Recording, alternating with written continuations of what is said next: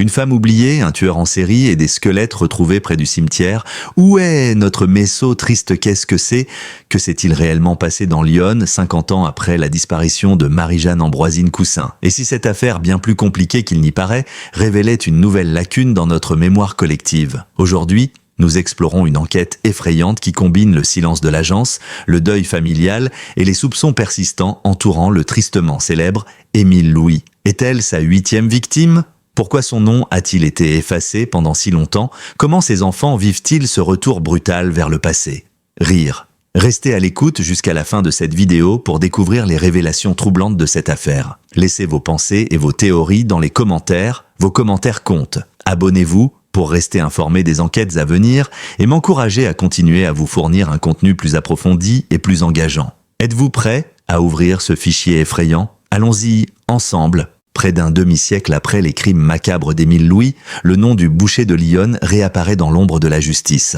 Dans le silence absolu des bois de Bourgogne, une découverte a rouvert une affaire que beaucoup croyaient fermement close. Un crâne humain mis au jour en 2018 dans la forêt de Rouvray, près du cimetière où était enterré Émile Louis, fait récemment l'objet d'une attention renouvelée. Après des années d'analyse discrète, les enquêteurs soupçonnent désormais qu'il pourrait s'agir de Marie-Jeanne Ambroisine Cousin, une femme oubliée disparue en 1975 et dont le sort apparaît désormais tragiquement lié à celui du tueur en série. Marie-Jeanne, née en 1935, a passé son enfance dans les foyers de la DDASS, un régime qui a engendré de nombreuses histoires de solitude, d'abandon et parfois de prédation. Arrivée ici très jeune, elle a connu le parcours mouvementé de ce que l'on appelle les enfants assistés. Elle donne ensuite naissance à 10 enfants et entre dans une maison de retraite au milieu des années 1970. C'est là que sa trace a été perdue. Et ce n'est qu'aujourd'hui, 50 ans plus tard, que les autorités envisagent sérieusement de l'inclure dans la liste des victimes macabres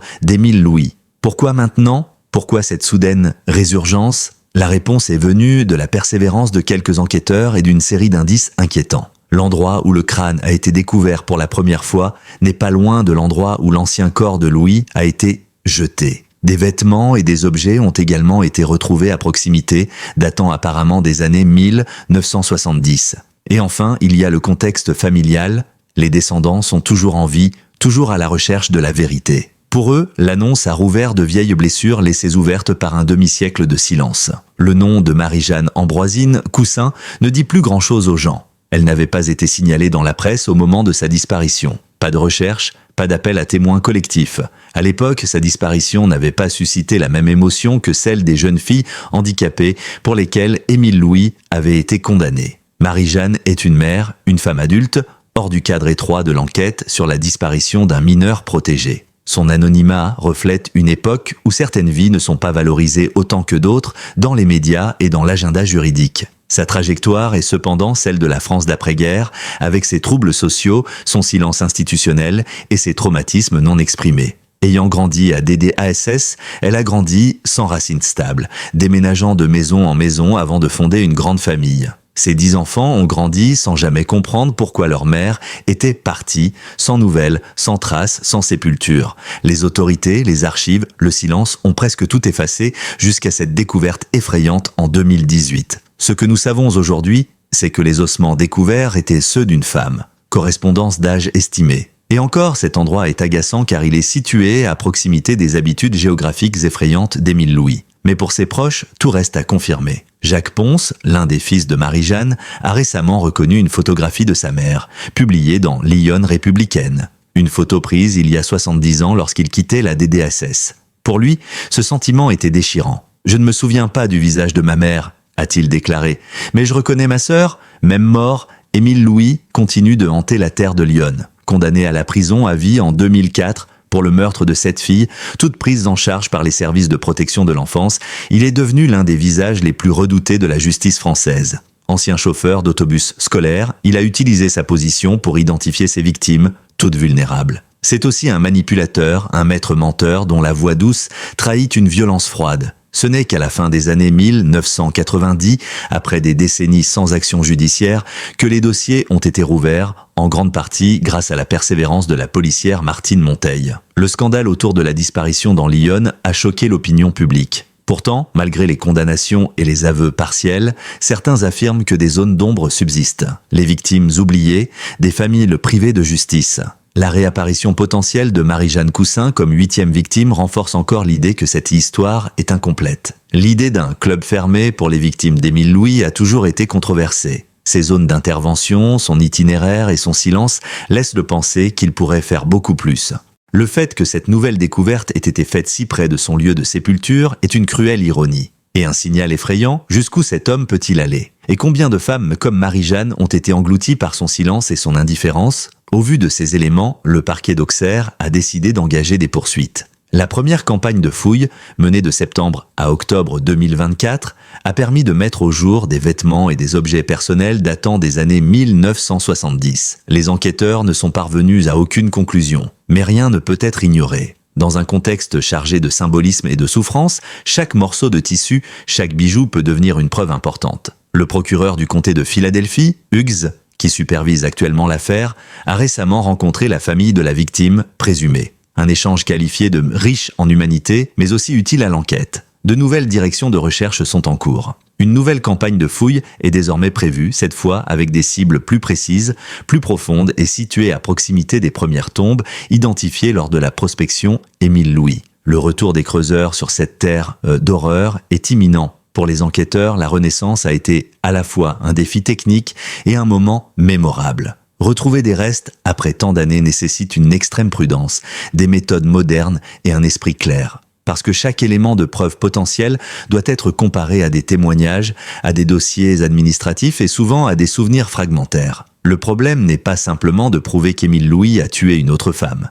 Il s'agit de redonner un nom, un visage et une histoire à quelqu'un que nous avons oublié. L'affaire Marie-Jeanne Ambroisine Cousin est plus qu'une affaire macabre impliquant un tueur en série. Elle met une fois de plus en lumière l'énorme responsabilité des institutions censées protéger les plus vulnérables. Émile Louis n'a pas travaillé de manière isolée. Il agit dans un contexte où les jeunes filles, prises en charge par la DDASS, sont négligées, abandonnées, parfois rendues invisibles jusqu'à disparaître. Marie-Jeanne, bien que plus âgée que les victimes officielles du Boucher de Lyon, partageait le même chemin d'abandon. Née en 1935 et intégrée aux structures sociales dès son plus jeune âge, elle porte en elle l'empreinte invisible du peuple que les autorités ont oublié. Elle a eu 10 enfants, mais les traces d'elle se sont progressivement estompées au fil du temps, jusqu'au jour fatidique de 1975, où elle est entrée dans une maison de retraite et a disparu. Dans un silence pesant, sans avertissement, sans tapage médiatique, la DDASS est mise en cause lors du procès d'Émile Louis pour son manque de rigueur. Son aveuglement volontaire et parfois même sa complicité passive restent aujourd'hui dans une position difficile. Pourquoi n'y a-t-il pas eu plus de recherches sur Marie-Jeanne à l'époque? Pourquoi sa disparition n'a-t-elle pas été immédiatement classée comme un sujet de préoccupation? Ces questions, soulevées à l'aune d'une possible 8e victime, rouvrent un chapitre douloureux de l'histoire sociale française. Des femmes et des filles de la DDASS ont disparu dans l'indifférence publique. Le silence de l'organisation a parfois prouvé que les actions du tueur lui-même étaient criminelles. Pour les enfants de Marie-Jeanne, cette redécouverte fut un choc. Ils durent désormais accepter que leur mère ait pu être la victime d'un monstre que l'État aurait pu prévenir bien plus tôt. Derrière cela se cache l'urgence du devoir de mémoire. Parce que nous ne parlons pas seulement de crimes, mais de vies oubliées, d'existences méconnues, de douleurs refoulées. Et l'ombre projetée par DDASS continue de hanter les lieux et les souvenirs, tandis que les fouilles se poursuivent, les os refont surface et les visages oubliés retrouvent enfin le chemin de la lumière. Au milieu du tollé juridique et médiatique entourant la découverte des restes de Marie-Jeanne Ambroisine Cousin, une voix s'est élevée avec émotion, celle de son fils Jacques Ponce. Désormais adulte, père de famille, il devient malgré lui le porte-parole d'un drame générationnel. Dans une déclaration sérieuse mais touchante, il a confié qu'il ne se souvenait plus du visage de sa mère. Ce trou de mémoire, lourd de douleur, est une métaphore frappante de l'effacement qu'elle a subi. Pourtant, en voyant la photo publiée par Lyon Républicaine, une jeune femme de 21 ans, fraîchement sortie de la DDASS, les yeux emplis de tristesse, il a cru reconnaître sa sœur, comme si des souvenirs de famille se transmettaient par le reflet. Cette confusion faciale montre une marque persistante de traumatisme. Jacques n'a pas grandi dans un foyer chaleureux où l'on racontait des anecdotes familiales. Il a grandi dans les absences, dans les non-dits et a maintenant un besoin urgent de reconstruire un passé volé. Par l'intermédiaire de son avocat, il s'est exprimé avec retenue mais aussi avec dignité. demandant que sa mère soit reconnue comme une victime potentielle d'Émile Louis. Dans une interview avec le procureur Hugues de Filly, Jacques a partagé des bribes de son histoire, espérant que ses souvenirs fugaces pourraient conduire l'enquête à la vérité. Le dialogue entre justice et vie privée, entre enquêteurs et personnes en deuil, illustre un changement fondamental.